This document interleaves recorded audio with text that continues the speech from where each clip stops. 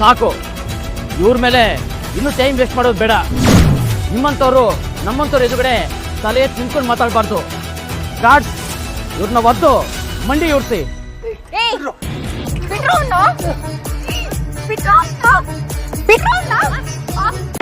Patil uncle ಇಲ್ಲಿ ನಿಜವಾಗ್ಲೂ ಬಂದ್ರ?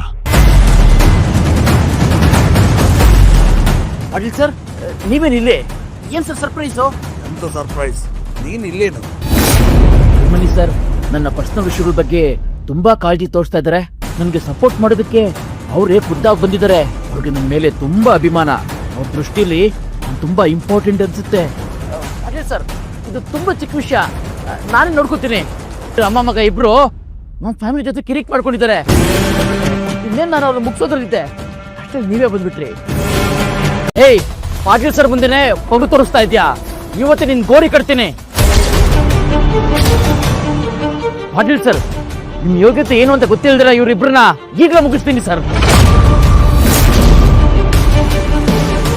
ನನ್ ಮಗನ್ನ ಯಾವನಾದ್ರೂ ಮುಟ್ಟಿದ್ರೆ ನಾನು ಅವನನ್ನ ಸುಮ್ಮನೆ ಬಿಡಲ್ಲ.